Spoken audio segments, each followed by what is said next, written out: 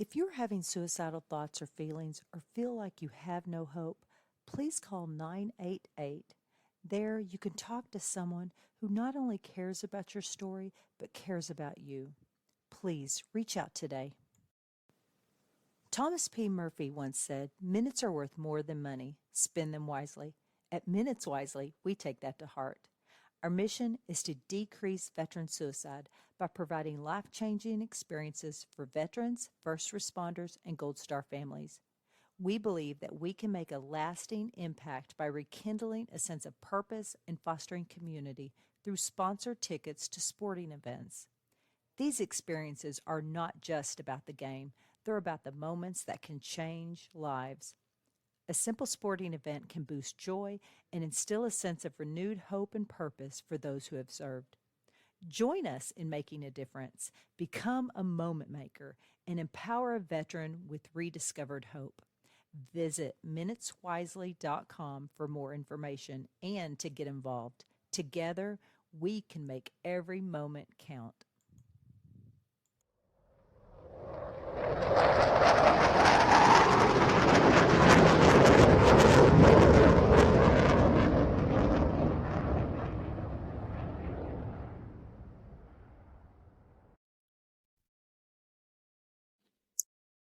If you're having suicidal thoughts or feelings or feel like you have no hope, please call 988.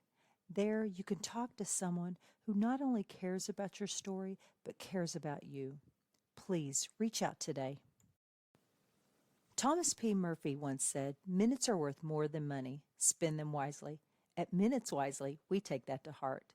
Our mission is to decrease veteran suicide by providing life-changing experiences for veterans, first responders, and Gold Star families. We believe that we can make a lasting impact by rekindling a sense of purpose and fostering community through sponsored tickets to sporting events. These experiences are not just about the game, they're about the moments that can change lives. A simple sporting event can boost joy and instill a sense of renewed hope and purpose for those who have served. Join us in making a difference, become a moment maker, and empower a veteran with rediscovered hope. Visit minuteswisely.com for more information and to get involved. Together, we can make every moment count.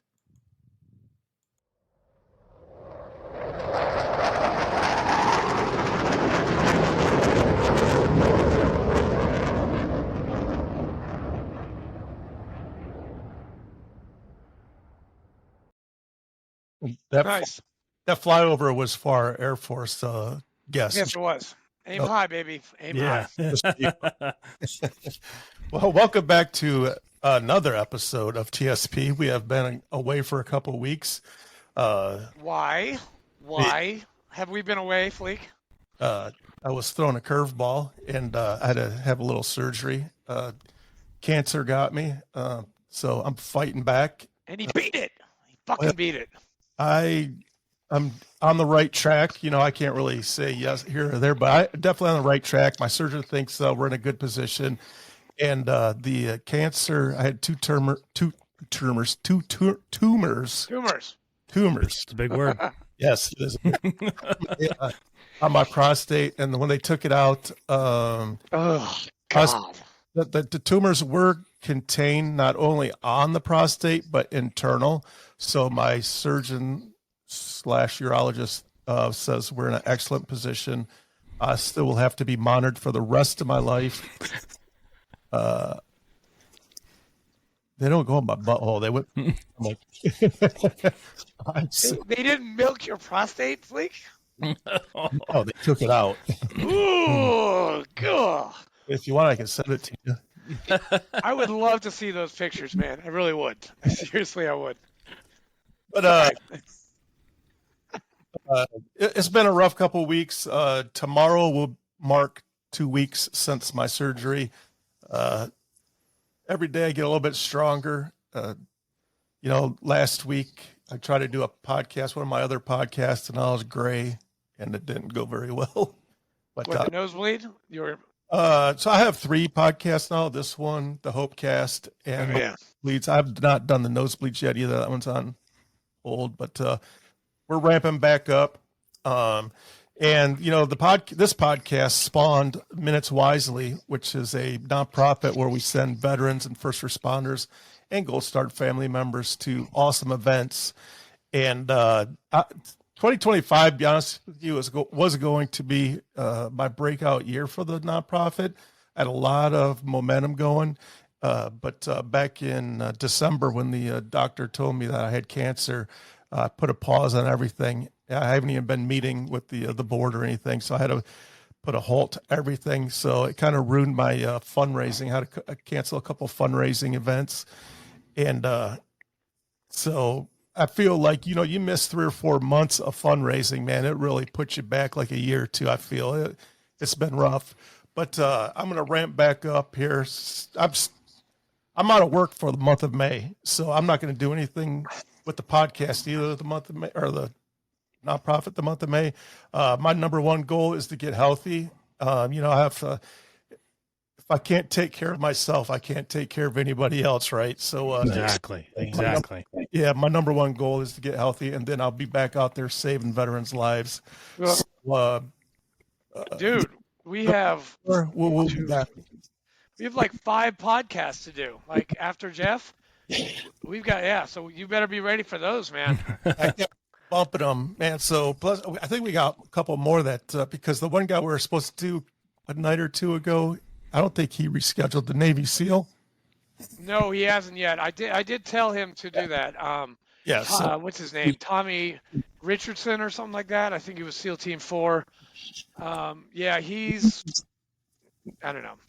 But we do have more Ton Tavern people that are going to be signing up because, and I guess that rolls into my stuff. But Fleek, hey, listen, I'm really like me and my family. We're really happy that you're with it, and you've beat cancer, and you said fuck you to cancer. I lost a lot of my friends to cancer, and cancer sucks. And that's why I get my colonoscopy. I've got one coming up in 2 years. I've had 3 already because I'm high risk. So if you are high risk of anything, definitely go get checked out. And make sure you're getting your PSA numbers checked from your doctor too. That's a big one. So without further ado, I have a couple announcements. I had to write them down real quick. June 1st to 7th, Nashville, Tennessee, Marine Week. Every swinging dick and other should come to Marine Week in Nashville. It's going to be huge.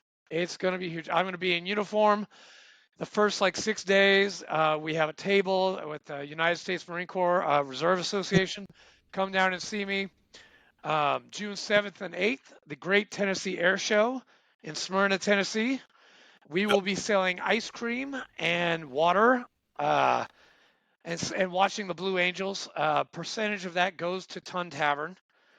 And on the line of Ton Tavern, they are shooting out this new thing for anyone Freemason, Sailor, Marine, St. Andrew's Society, whatever. The 1775 Club. It's $17.75. For the first 3 months, you get a t-shirt, you get coins, you get this, you get swag. It's awesome. I've already seen my name. I signed up for it, even though I'm a plank owner. And it's going to be awesome. This new Ton Club, if you want to know anything about it, just let me know. I've got all the paraphernalia for it on my phone, and I'll send it to you.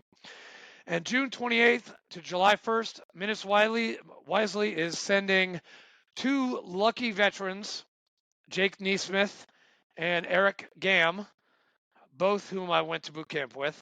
We are going diving in Panama City. It's going to be Discover Scuba, paid for by Minutes Wisely, basically by me. And then Fleek's going to reimburse me, hopefully. And they are staying at the Blue Green Bayside Resort and Spa, of which I'm a timeshare owner, and that is my timeshare. So they get to be there for free.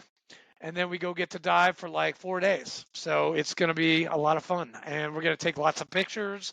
And we're going to hype up Minutes Wisely. And we're going We're going to try and get more dives, more outings. Like, I don't know, Fleek can do the Fleek. I don't know if this is okay with you. You can do the sports thing because of the nosebleed. I'm like an outdoorsy guy, like fishing, canoeing, kayaking, diving. I mean, I don't mind doing that. I love it. I lost 81 pounds just by being outside. So I would love to do it. Yes. Okay. Wow, that was easy. Well, I was going to set up a deep sea fishing. Yeah. No, venture. let's But combine our efforts on that. Yeah, definitely. I put that one on hold for until now. Now I have to push it off to fall. But Yeah. we're gonna do all kinds of cool ass stuff. That's and we're working on the RV. Yep. Gonna start on that here pretty soon. Our goal is to get an RV that we can haul people around in. And one last That's thing cool. before we get to Jeff, because I'm really excited about Jeff and his story, because he's Air Force. My father-in-law, 38 years Air Force. My wife, Civil Air Patrol for 2 months. And then, no. I want to shout out to Boston Skelly Company. I am wearing the Grateful Dead today. As you can see, Boston Scully, call us. yeah. Give us a call. We will be your advertising for Fleek. How many countries are we in now? 50, right? 50 countries? I think I'll have to take a look. It's been a couple of weeks. I haven't looked in a while, but I think we. Jeff, dude, 50 That's countries, 662 cities Yeah, worldwide.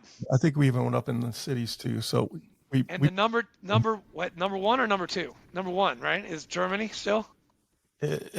number two, like obviously number one country is United States, but out of all the others, Germany is not far behind. Wunderbar. Fantastisch. Germany likes us. I don't Very know. Germany awesome. likes us. But, So, hey, before we get started, the Marine Corps week in Nashville, yes, what were the dates of those? June 1st to the 7th. All right, Nashville. If you have cats, make sure you don't have your cats outside during that week. There's going to be a bunch of pregnant cats running around. Hey, listen, we stay away from cats, man. It's goats. We like goats and horses. All right. Protect Hey, your wildlife. If there are any Doc Corman in the Tennessee area, please get your ass to Nashville, June 1st to 7th. We are going to need a lot of silver bullets. Yeah. Right here. I need one. Nobody wants a silver bullet. Except Nobody wants a silver. I wonder if they call that the silver bullet in the Air Force. That's a good question. I'm going to have to ask Jeff. Yeah. Jeff, welcome to the show. Would you like to introduce yourself, sir? Yeah, sure, guys. Thanks for having me. Appreciate getting to sit here and chat with you and listen to all the great things that you guys are doing. I think this is incredible, and congratulations on being in so many countries and having such a great audience. I mean, there's nothing better than spreading the message of doing great things for veterans, right? That's true. yes, sir. So, yeah, like you said, my name's Jeff Clark. I was in the Air Force. I did 12 years before I was medically retired. My MOS, or we call it an AFSC, was medical logistics, so I'm a 4A1, and I did basically medical supply, same thing that the Army does. We're actually such a close-knit career field between the two of us that when we joined and did the medical education and training campus down in San Antonio, the fields kind of merged where Army and Air Force were working together in different medical facilities. So I have 12 years, but roughly 7 of that was joint with the Army.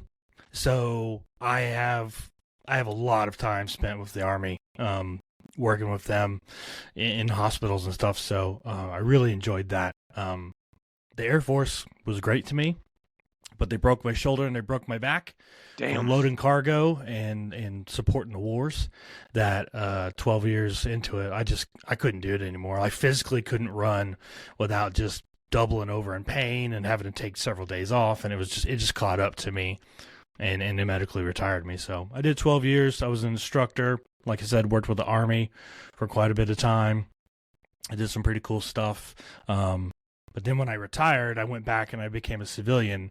and that's where I was an operations officer. I was a search and recovery officer, mortuary officer, and then I was at headquarters Space Force when it stood up. Whoa. And it became Space Operations Command. So I was at Peterson there in Colorado when the Space Force really kind of took off as a civilian. That was cool seeing a branch of service stand up from the ground floor. That's pretty neat. Yeah. Damn. Have you ever been in the top secret mountain?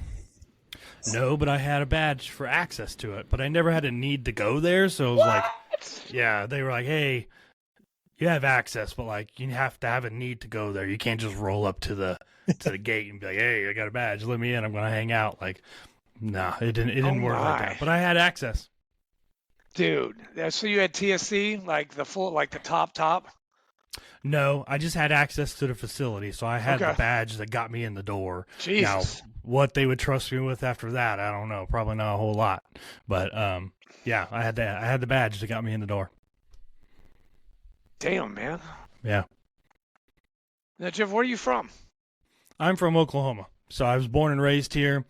I lived here for 21 years, and then I joined the Air Force, moved to Texas, moved to Kansas, moved to Colorado, and then I got a chance to move back and have my kids around here, around their grandparents, and I jumped on that job as soon as it was out there.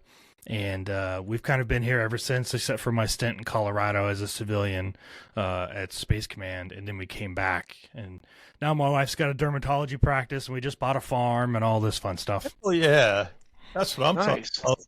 Yeah, What kind of farm? I guess it's maybe not really a farm. It's kind of a little 5-acre farm. It's got a barn and some stuff on it and a pond, but it's not huge. But it's More better than me. More than better what than I nothing, got. right? My little slice of heaven. Is your wife a doctor? She's a physician assistant. Nice. PA. Yeah, so in Oklahoma they can practice pretty much on their own, not completely, but Yeah. she's got her own clinic and a doc checks in on her from time to time, but, if she's a physician on her own 99.9% of the time. Wow. Pretty cool. Yeah. Any cool boot camp stories or stories that are cleared to tell us? Because you Air Force guys, you guys have like cool, very top secret cool stories. Was your boot camp as hard as Andrew's? Probably not. I was in the older Air Force where, Before cell phones? yeah, before cell phones and all the privileges and stuff that they have now, where What years did you go in? I came in 2005. Oh shit. Okay. So that was before Air Force reformed basic military training and changed a lot of things and added weeks and added curriculum. Like, they were still waking us up. They were still cussing at us. We didn't have our cell phones. We got 2 phone calls in 6 weeks. Like, it was different than it is today. Today they got camelbacks and they have phone privileges and they have their cell phone half the time. Like, my son graduated about 3 years ago, and he's a special operations avionics technician on helicopters. And he was just telling me the difference between, telling me what his experience was compared to mine, because he knew what mine was like. And I was like, it didn't feel like you were really that far away. Like, Right, exactly. he had it pretty easy. It was nothing compared to what I went through. Unless I did something good, like win initial drill or something. I couldn't get a phone call. I didn't even call my parents until 2 days before I graduated. That was like after 12 weeks of hell. Jesus. Wow. We had that one mandatory phone call. Yeah. You get the one when you get on the. Yeah, exactly. Right there. 45 seconds. You read it off of the note card, and they're standing over there, breathing over your neck. You're just scared to death, so you just read it right off of there and hang up the phone. I'll show my age real quick. Even if I could use a cell phone in boot camp, cell phones weren't a thing. They didn't exist. They had the big one. In the 80s, they had the big You have one. to hold it like this with the antenna that's 2 feet in the air. Also like $2,000 a month. Right? Yeah. I do have to point something out because I graduated boot camp in 2004, which means this is the first episode where You're- I am not the youngest person that we are talking to. Nice. BOOT, right there. This is the first time he can call somebody a boot. This is Oh, great. dude, seriously, dude, your buddy Tony Ortiz, yeah, after our little field trip to Norfolk, oh, he was all about calling me boot. Oof. Sorry. That was a really good weekend. Tony is he's doing really well, and he says hi, Fleek. Sorry, Jeff. Sorry about that. No, it's good. I think one of the best things about the veteran community is that we can banter like this. Oh yeah. And it's not personal. We just joke around. We joke around. Yeah, But we if a enjoy it. civilian says anything to you, Jeff, or to you, Fleek, Yeah. I'll fucking kill him. Right, yeah, this is fighting words. Yeah, Very, so- very rare that we have three different branches on one episode. Also, it's usually that is. I mean, Marine, Navy, Air Force. yeah. Man, I know a lot of Navy guys. I've met a lot in the last few years. Jeff, did you have to deal with a lot of JTAC and what are those other guys? JTAC and CCT, the combat controllers, JTAC, PJs, all that kind of stuff. Did you have to deal with any of those? A few times, but it was more on the support side. Like they needed certain supplies and equipment for a deployment. Uh-huh. Especially when I was with the Army, we worked a lot with Army. I think it's Green U.S. Berets. Army, Northcom, and Southcom. Okay, yeah. I worked a lot with them, providing support for missions that they were going on. So every now and then, I dealt with one of them. I think I dealt with more of the some of the equivalent on the Army side, not as much on the Air Force side. Okay. Because again, I was at Fort Sam Houston Yeah, down in of San course. Antonio, so we were working for the Army. Huh. Wow. Yeah. But- How many different boot camps are there for Air Force? Well, there's just one. There's just one down in San Antonio. San Antonio. That's Yep. it? That's it. Really? Just one. Huh. They do it all down there. Hey, did you go during the summertime? I did. It was hot as balls, wasn't it? Oh, Black Flag every day. You guys do that too? Yeah, yeah. Oh, Yeah. sweet. And depending upon who the instructor was for today was depending upon what color that flag actually was. So, yeah, it might have been Black Flag legally, but in their opinion, it was still red flag or whatever. And we Now, still when we you still had a worked black out. flag, did you guys have to PT inside? Or get So hazed? Sorry, back in those days, it wasn't PT. It was just straight up hazing. And then Yeah. Fleek, I don't even know. He probably just got murdered in '85. I can't even fathom what your boot camp was like, Fleek. I mean, it's funny because my grandfather used to laugh at me like, you get it so easy. And now I laugh at the new recruits. It's like, God damn, man, I wish I had it as easy as you guys. Yeah. Every generation, it just keeps getting weaker and weaker, man. It's nuts. Yeah, Hey, we there's had one the guy. Sorry, go ahead, Jeff. Sorry. we had the overhangs. Oh, yeah. That had drill pads underneath them. So, you were in the shade, but you were still out in the heat. So if it was Black Flag, they just move us under that in the shade and say, okay, we're still going to work out. Let's drop down and do 100 flutter kicks. Oof. I mean, they didn't let up on us until, God, that was that 5th week after the field training week. And then you return back from field training and you basically completed all the requirements for basic training except for your classroom tests. And then they treat you a little bit differently. Like, okay, you've earned our respect to a certain degree.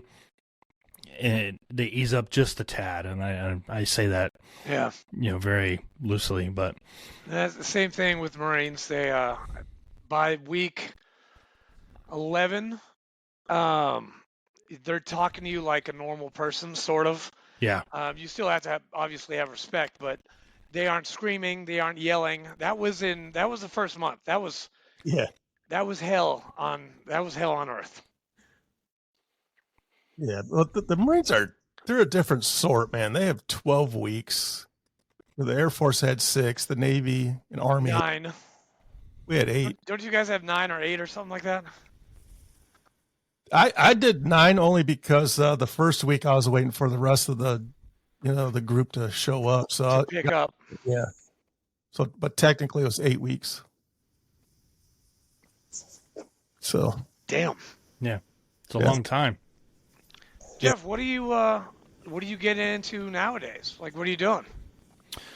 So I still work for their local Air Force base. I'm the manpower chief, so my job is to I analyze data and help them find the appropriate amount of people that they need in each unit to do the job. And we're a flying training base, so our job is just to train pilots. So that's what I do during the day, and then outside of work, I've wrote a book. I wrote a leadership book, and I'm writing some fiction books right now. So that's really kind of what consumes my time, is just sitting behind the keyboard quite a bit. heck Oh, yeah. that's awesome, man. Yeah. Yep. Where do you get your motivation for stuff like that? I think, well, as a kid, I was a very creative person. I liked to draw. My parents didn't have a ton of money, so I had to entertain myself with the few amount of toys that I had. So I relied heavily on my imagination. And then when I joined the military, you get ingrained to be a certain mold of a person, So some of those, I don't say this negatively, but some of those former characteristics of you kind of take a back seat. And then you're told where to go, when to do it, everybody's marching to the beat of the same drum. And then when I retired and I realized I didn't have any hobbies, I was used to studying military books or going to school to get my degree to, please the military. And I didn't have time for other than family. So that's when I kind of got back into reading. And then that kind of turned into I really missed reading and getting back into Tom Clancy and Michael Crichton and some of those books. So Nice. I just told myself, well, what would it take to write one myself? So, I really focused on leadership first because I was the Air Force's top civilian supervisor in 2019. And I felt like, wow, that's such a huge award. And there were so many people who worked for me who helped me get that award that I really need to speak out more about leadership. So I wrote the leadership book. I got it published. And then I said, I'm going to turn my attention to fiction. And I really turned towards fiction to be creative, but also to occupy my time.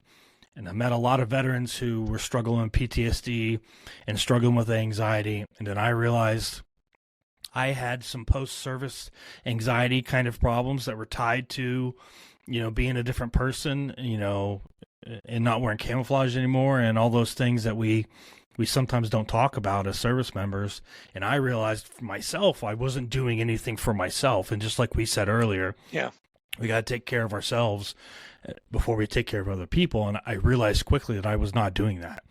So I started focusing on myself more and my mental health and being in the moment and writing. And that's writing and archery. Those are the two things that kind of saved my life. What Writing kind of and bow do you archery. got? Right down over here, I got a Elite Carbon Era, and Nice. I just bought a Hoyt Alpha X. That's what I got in the garage. I got a Hoyt. I love you really? the Hoyt. Oh, man. man. It's I'm glad you like archery because I do. have you ever read Zen and the Art of Archery? No. Check it out, man.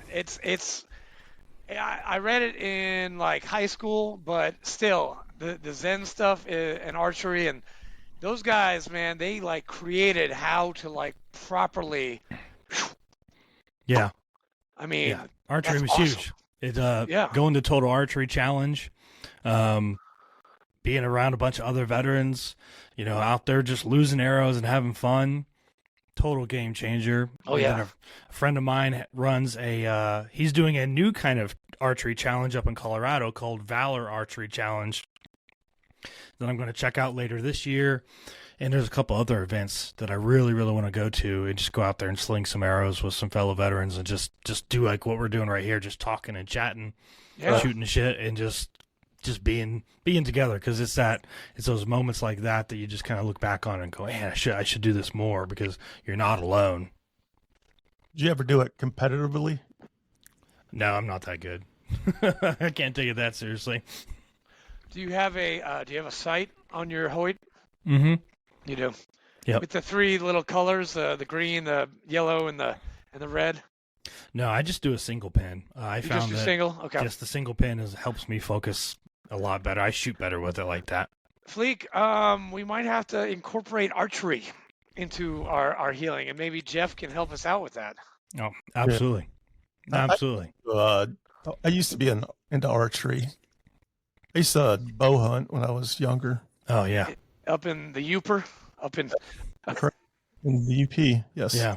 I love archery. I got back into it after my shoulder surgery. I had the VA fixed my shoulder, and I went into rehab, and I finally got my left shoulder back to where I could just do push-ups again.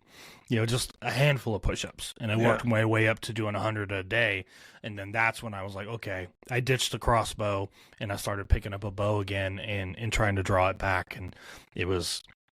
I have to ask, I've fired both myself, and I don't like the crossbow very much. I really don't. What are your thoughts on that? I liked it when I couldn't hold a bow back with my shoulder. The crossbow was great to still allow me to go out and hunt. Yeah. Especially here in Oklahoma, we have a very large archery season. So if you don't have some kind of archery equipment, you're kind of waiting around for rifle season, which is only like 2 weeks in November. So that's it? Yeah, it's not very long. It's really terrible. Short. Yeah, so also, yeah, you got to jump on the archery chain. So having a crossbow, plus I took my kids and my wife out with the crossbow, and it was something that they could easily shoot. So they harvested more deer than I have, just because I've taken them out with the crossbow and let them have at it. So I love the challenge of shooting with a regular bow as opposed to a crossbow, but a crossbow is convenient for just being able to get out there and partake. That's cool. What type of deer do you have in Oklahoma? Mainly whitetails, but if you go off to the panhandle where you get closer to Colorado, there's mule deer and antelope. And we got some elk here. We got a big building elk herd here. Oh my! Yeah, those they're hard hard to get a tag to go hunt those here in Oklahoma. But if you're lucky enough to get one, or if you know a private landowner, why is it so hard to get an elk tag?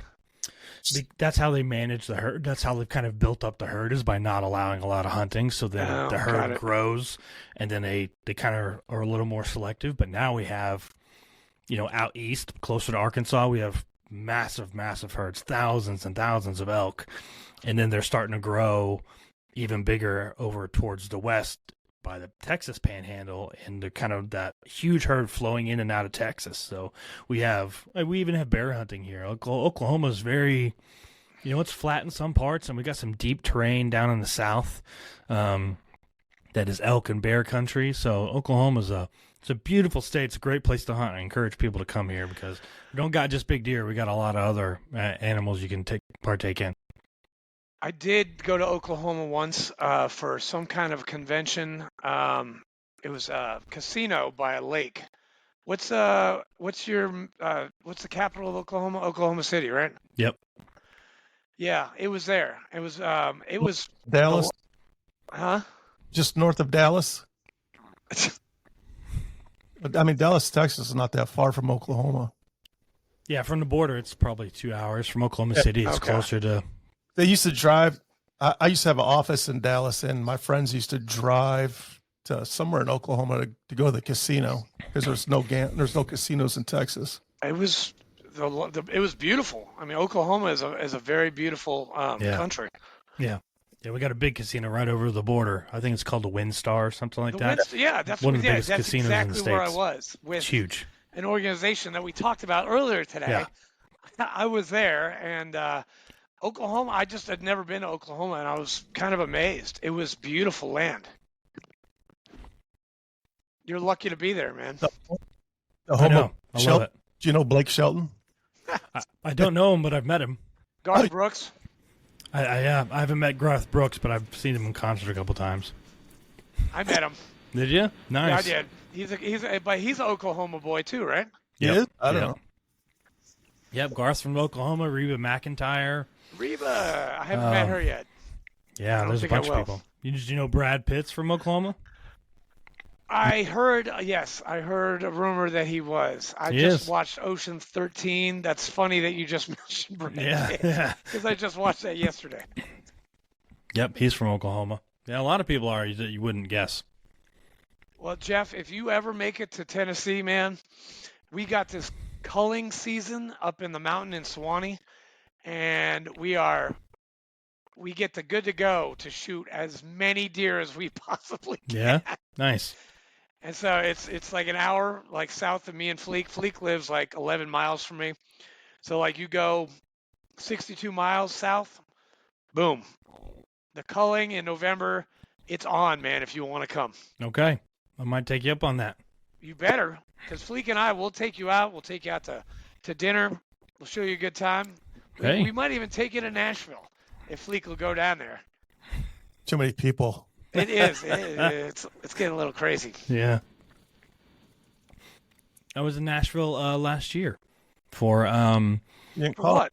a writers conference called BoucherCon. Oh, yeah. I heard about that. Yeah. You were here for that? I was there for that. Yep. Was that at the big convention center on Demumbrian or Korean veterans? It was a big hotel, right? Yeah, it was at the Opryland resort, big resort. Yes. It's on off of 40. Okay, that's Yeah. where it was. Okay. Yeah. that. I didn't even They should- leave for 4 days. Like they have everything in there, like Yeah. restaurants, Yes. everything. You They didn't got have to a leave. Chewy's. They got a Bass Pro Shop. They got a Mission Barbecue right down the road. Yeah. We didn't have to leave at all. It's pretty nice in there, but it's very expensive. Yeah. Yeah, it wasn't cheap by any means. Did you get in the water and go in the river? Water. No, but I definitely, fed some of my rider friends some additional drinks and egged them on to do some wild stuff. I wasn't successful, but I got pretty close. Nice. This Oklahoma, man, does it get hot as balls there too, like it does here? Yeah, we'll break over 100 degrees in the summer, and then Ugh. depending on the winter, I hate we had a really cold winter this winter. I mean, we were in single digits for weeks on end, and it got See, I like got that. cold. I like that. I don't like the hot. I like the cold. yeah, me Damn, too. like- I'd much rather be cold than hot. That's why I loved Colorado, but I couldn't afford to live there anymore. And you got a good beard going on, man. Thank you. It's so nice to not have to shave anymore. I say that, and it's been 8 years since I retired, but it's so nice to. Do you miss it? Do you miss the day to day? I do, especially being around the military now, as a civilian, and getting to see them day in and day out, and see how things have changed, but also see the camaraderie that they have. Yeah. And to see them go through some things together, especially in those sucky times where they have to band together. And as a civilian, you're like, well, it's 4:30, it's time for me to go home, and they're not paying me overtime, so I'm leaving. And those guys are behind, and seeing that still it gets to me every now and then. Where Yeah. I'm like, man, I really wish it wasn't over. But when I think about it, it's 2025. I came in 2005. I'd be hitting my 20-year. Well, I'd be at my 20-year mark already, and I'd Yep. probably be punching out if I hadn't made rank or anything by then. So, You'd be a command master sergeant. yeah, I might be calling it quits, now anyway. But yeah, I do. I miss it. That's why I try to hang around other veterans as much as possible, just because, those are my people. Hey, that's the same answer that Fleek gave us. He loved his time in the Navy, and he talks about his amazing Carl Vinson ship all the time, and so do his friends that he pawns off on me. I love the Navy, man, but I don't know. I can't say it's harder than the other branches because the Marines are out there kicking doors in and getting shot at. But in peacetime, like even during peacetime, man, like we're still getting deployed 7 months out in the middle of the ocean for 7 months straight. It's hard on a person, Yeah. Oh, I can't imagine. I cannot imagine being on a boat, for that long. 7 months at a time. Yeah. And Fleek here, how long were you? What was your longest stint on a boat? Without seeing a tree was 107 days. Jesus. Oh, God, that's a lot. 3.5 months. That's a lot. Wow. Yeah. Jeff, Especially the confines, the close confines. Yeah. Like I've never been on one. No, not an active one, but I've been on an old one. I've been on the Lexington before down in South Texas, but I can't imagine living there in the small and I'm a big guy. I'm 6'2", 240 pounds. Oh, he would not fit in a coffin rack. Your feet would be definitely hanging over, sir, just like mine. So I can't imagine. Yeah, my feet always hung out the end, so you'd be way out there. Yeah, I'd hate it just because of that. Jeff, did you? Besides Kansas and Colorado, and where else did you go? Texas. And Texas, that was it? You didn't go overseas or anything?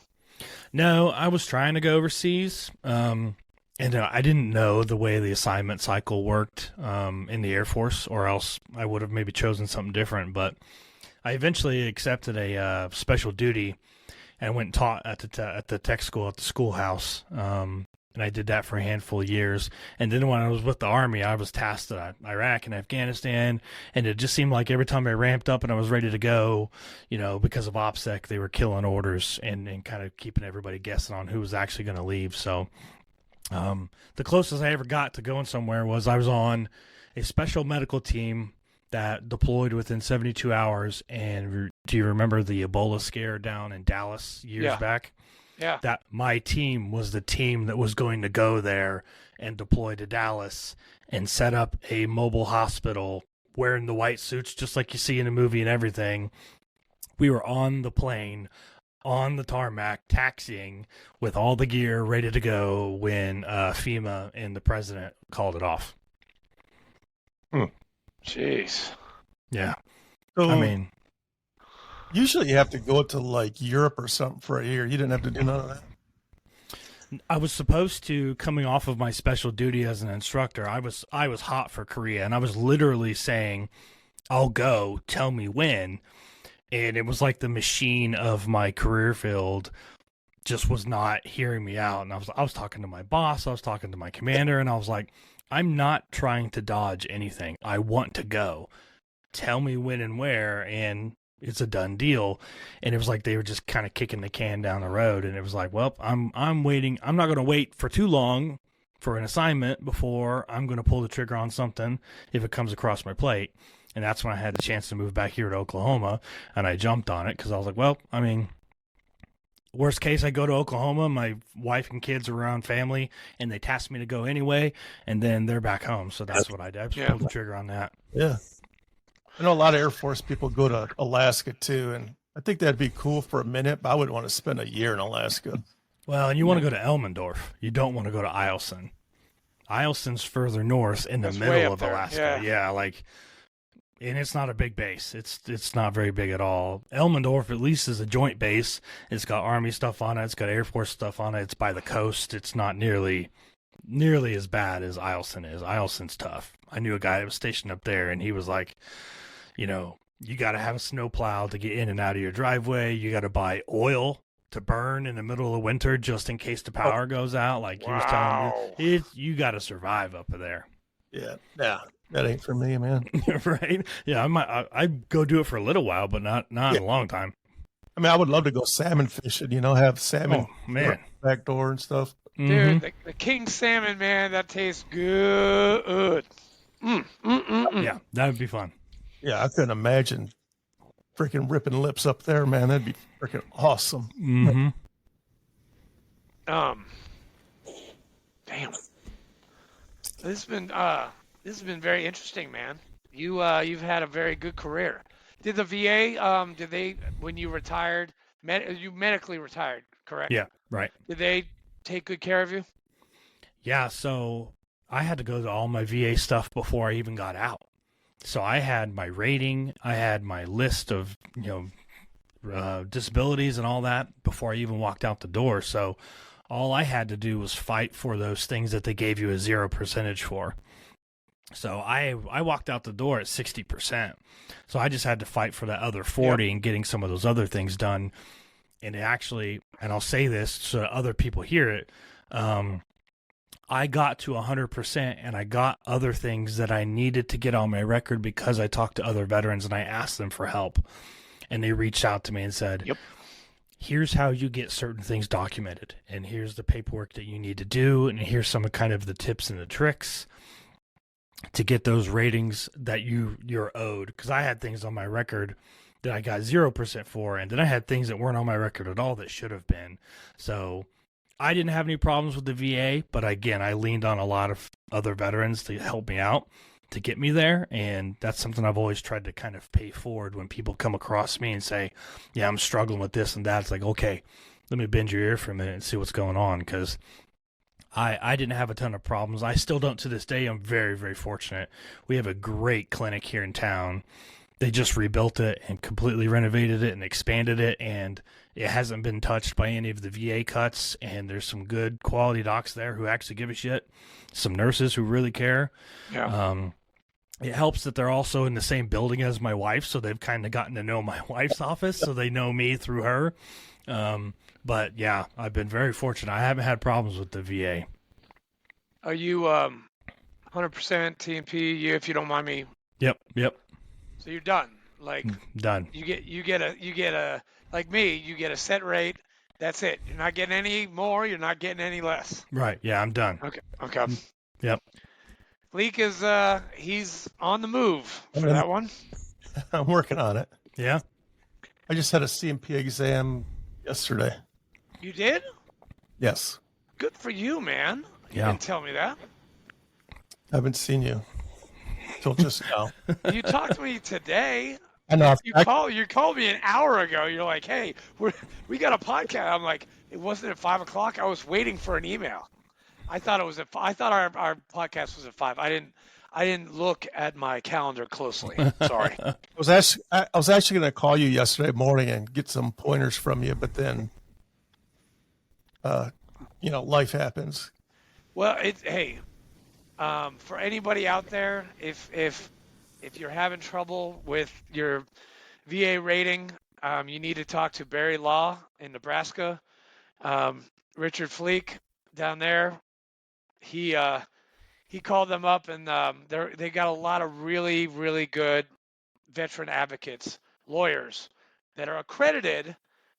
Because as soon as I mentioned that, like 5 months ago, They're all veterans. they were all over me about, well, are they accredited? I'm like, yeah, they're accredited. We had the president on the damn show. I mean, John Barry is a great guy, and all of them are great, and they're taking care of Fleek, and anyone who's got problems needs to call Barry Law out of Nebraska.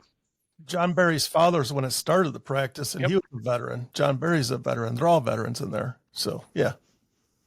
That's awesome. It's a good group.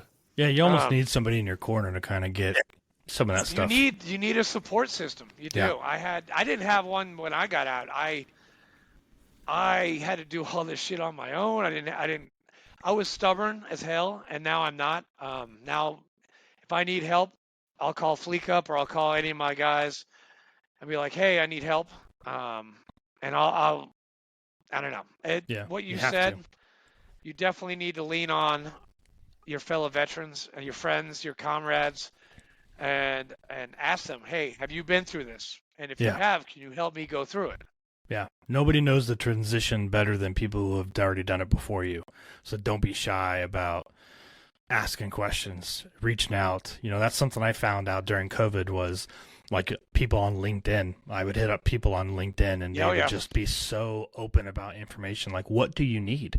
Like, what are you having problems with? And like, let's do a Zoom call real quick and let's chat. And I could just ask them questions, and I gained that knowledge. I helped myself, and then I paid it forward. And it was like, that's the biggest piece of advice I think I've given to every veteran I've ran across, or people that are getting ready to leave the service, was like, take my phone number, find people on LinkedIn, find people on social media that are veterans, and don't be afraid to send them a message, because nobody knows the transition better than people that have already done it.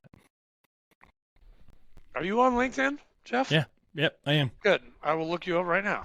Yeah, do it. Jeff? Hey Jeff, before we part ways there, do you have a website or anything that you want to talk about your books and stuff? Yeah, you can go to jeffclarkofficial.com, and you can see the blog. You can see I got podcast episodes on there. I do a live stream every yeah, that me? That's Jeff Clark, best-selling author and average bow hunter. I like Average. that. Yeah, average. Yeah, you can go to the website, jeffclarkofficial.com.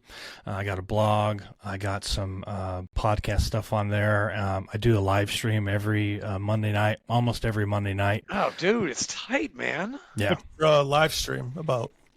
I have authors, other veterans on, and I give them, an hour or so of time to just, let's talk about whatever you want to talk about. Let's talk about your product, and let's make it all about you. And I just kind of give them my platform to do their thing and chat with me, and we solve problems. We just have fun and build bullshit, or we talk about their product and try to help them grow. So, yeah, having a lot of fun with that. I started doing a live stream this year just so I didn't have to edit podcast episodes anymore. Yeah, I love that. I love shows. Yeah, just go live. We talk for an hour, and then it's saved to YouTube and Twitch, and I can download the file and use it, upload it to Spotify or whatever, but I don't make it that big of a priority anymore. And you're friends with Travis Johnson. Parade Deck. I know that guy. And Andrew Appleton, too. Mm-hmm. Another Parade Deck guy. Yep. So have you met Rico yet? No, I don't think so. RICCOH. He's the head of that Parade Deck. I think he left. Did he leave? Yeah. He did? Oh, man. Yeah, I got on there, I think, when they started it up. I met Andrew. Yeah, Andrew. Yeah, he's a Marine. Yeah, I met Andrew, and he got me on the Parade Deck when they first kind of started it up, and we're trying to grow it. And I was like, sure, dude, whatever I can do to help. Hey, if you want to use the content, go right ahead. Hey, we're on Parade Deck. I mean, if you go in there and search, we're on there. We're in there. Really?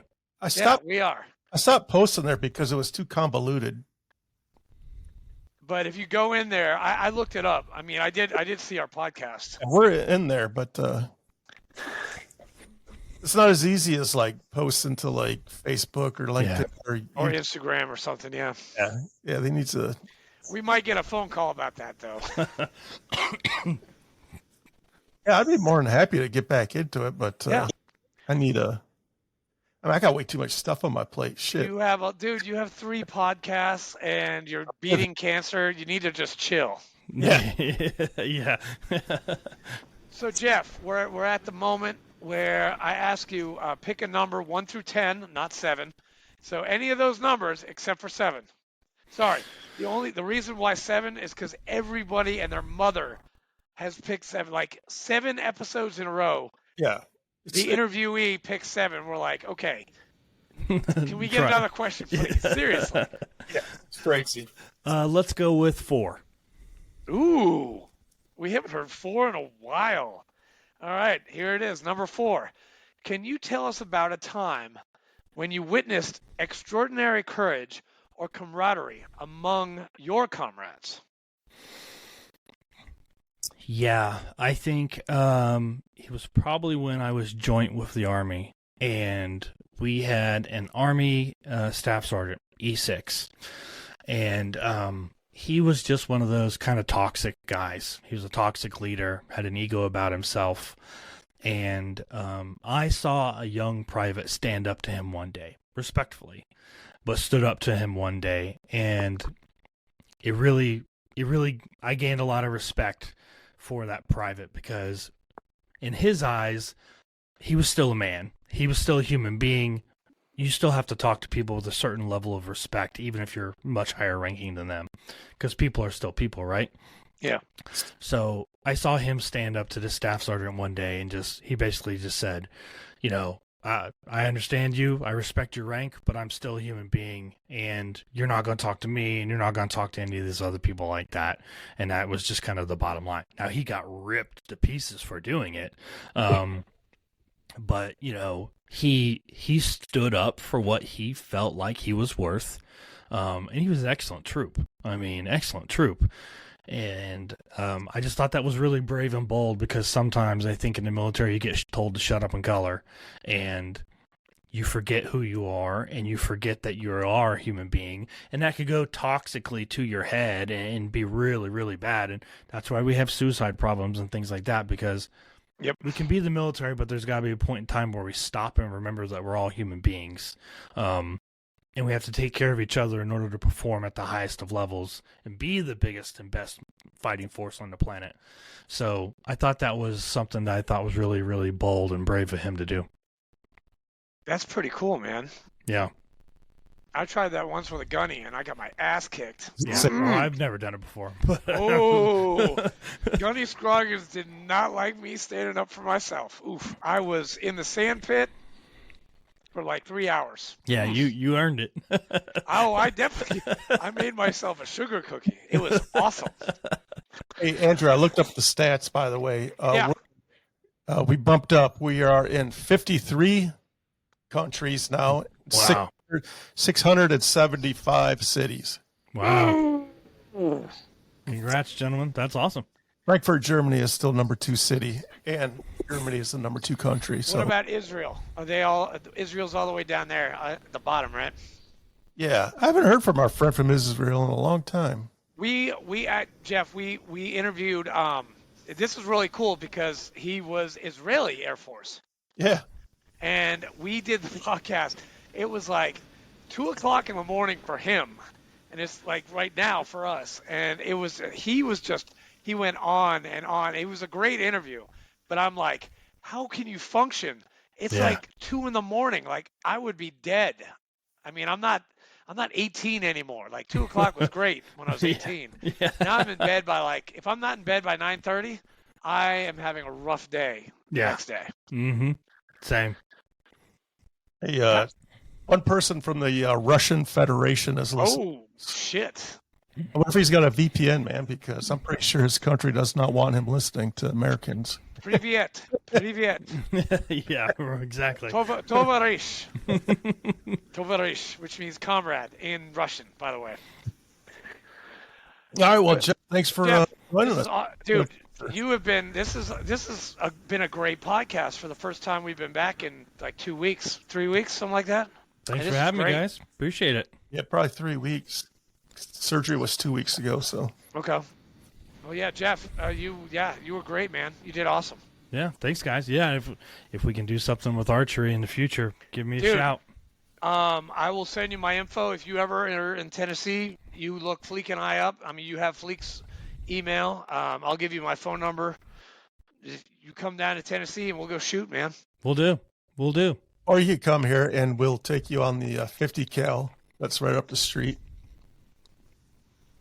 I am a gold member of Outpost Armory, and we can shoot a saw, we can shoot a 50, we can rent whatever you want. They have these new staccato guns, staccato pistols that are like the Rolls Royce of guns. By the way, amazing. I've heard about them.